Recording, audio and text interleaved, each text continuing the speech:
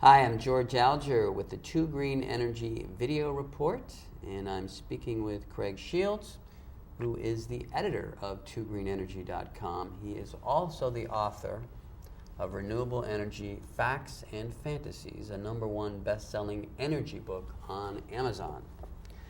All right, Mr. Craig, let us speak. All right. Let's talk about electric vehicles and Okay. the adoption of electric vehicles in America. I'm seeing more on the road. Yes. Seems like they're making progress. Yes. Well, they are.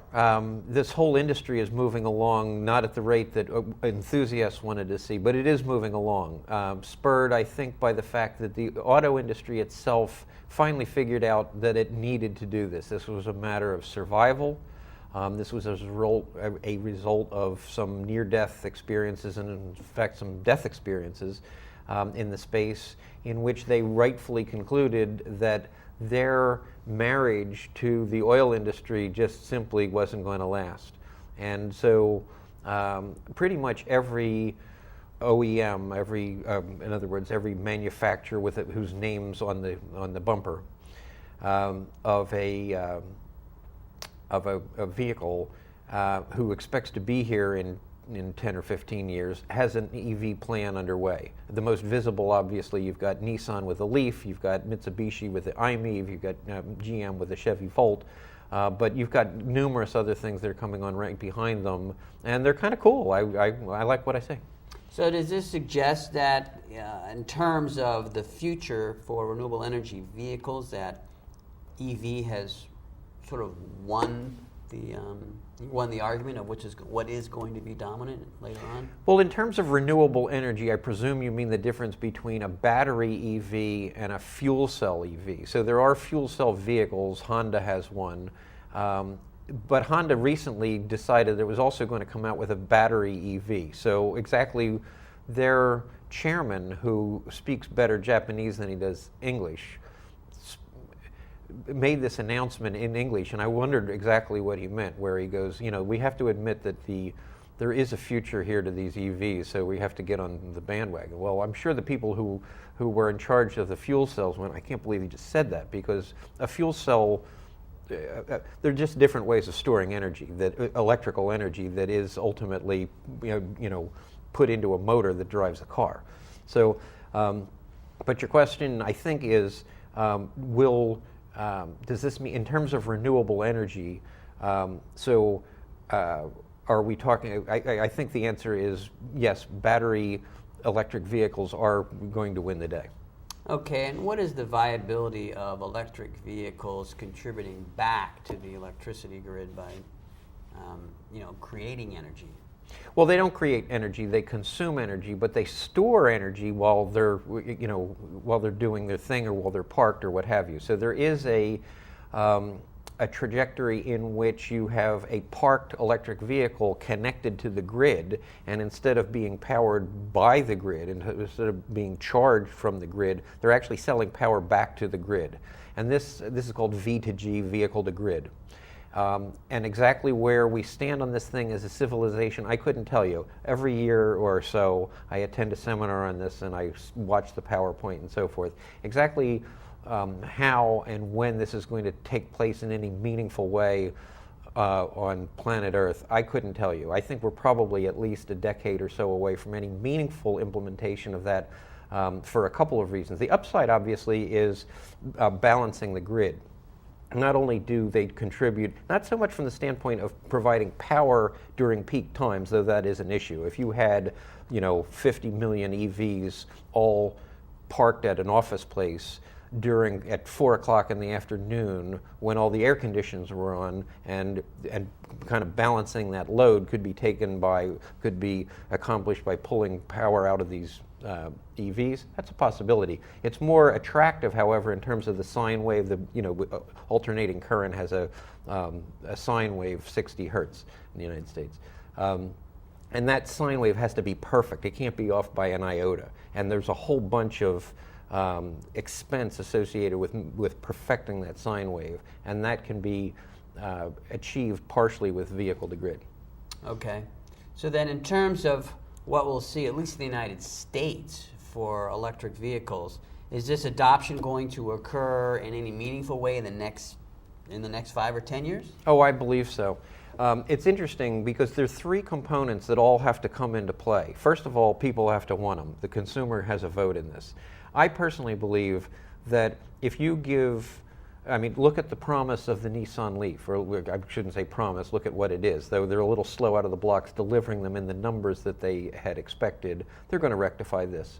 Granted, we're not going to be replacing 230 million cars in an afternoon, but look at what the advent of a car like that represents. Here's a high-quality 5-passenger, 4-door passenger car that looks like anything else that you see on the road, with all the gizmos that people want and the GPSs and so forth and so on.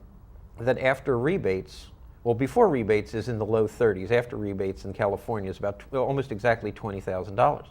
So here's a car that gets 100 miles on a charge. You can't drive, right now as we cut this video in 2011, you can't drive it from here to your Aunt Matilda's house in Peoria unless you want to put up with considerable inconvenience of pulling off and charging for long periods of time and so forth.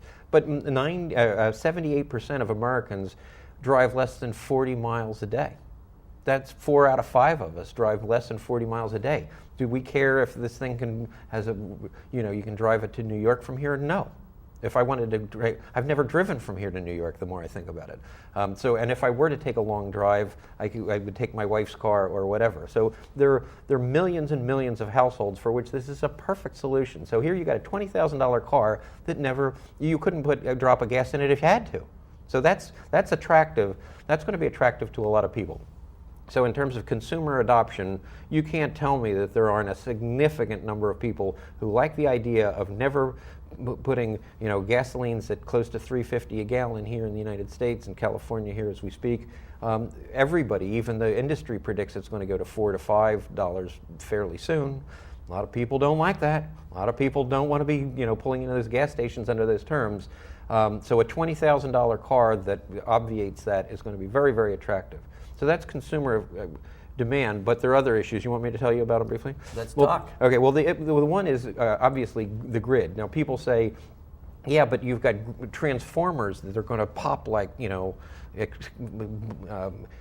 mosquitoes flying into those bug zappers. It's going to be awful as soon as we plug in some of these things. Well, the truth is, the third component of this thing is availability. So Nissan's only going to be making a few tens of thousands of these things next year. They're going to ramp this quickly. But a few tens of thousands against 230 million gasoline-powered gas-powered cars on the road is kind of a drop in the bucket. So is this going to overwhelm the grid next year? No. I foresee, and so does EPRI, the Electric Power Research Institute, a reasonably slow. We don't see a crisis in the making here, and we think that the people who are trying to fabricate a crisis on this thing must be doing it for some political reason.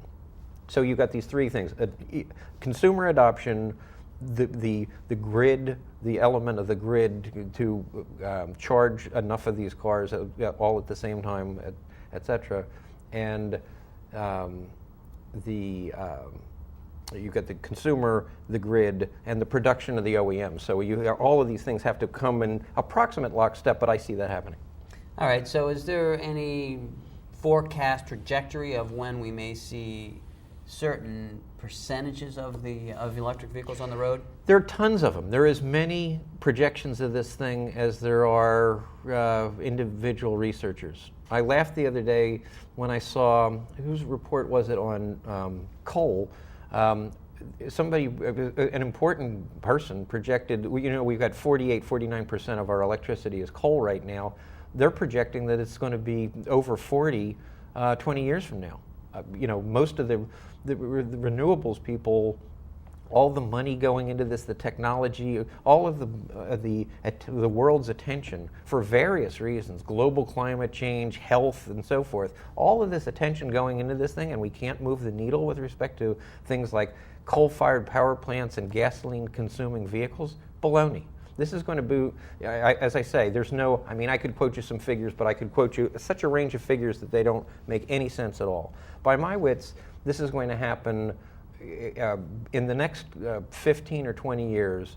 you're going to have a heck of a hard time. You're going to have as much hard time finding a gasoline-powered car to drive as you are a 78 RPM Victrola. Okay. That's what I think about this, because you've got competition, you've got honest competition in this thing. This is not monopolistic control. There are a lot of startups who've raised a lot of money, got a lot of excited investors that are going to make this happen, that are in fact the drivers of what's happening with BMW and Nissan and Mitsubishi and General Motors. And Ford, by the way, the Ford Focus they're going to sell a zillion of those little Ford Focuses in 2012. So this is happening very, very quickly. And I'm just talking about the United States. There are other places around the world in which this is going to happen even faster for various reasons. I met a guy at an auto show the other day who goes, I don't want one of these things in the United States. The guy was from England, which has its own problems in terms of renewable energy. But he goes, your grid mix is almost 50% coal. Why do you want one of these things in the United States? Well, he's got a point. I mean, it's only as clean as the grid mix. Good point. All right, that's all we have for today. Thank you, Greg. Thank you. This is George Alger with 2 Green Energy Video Report.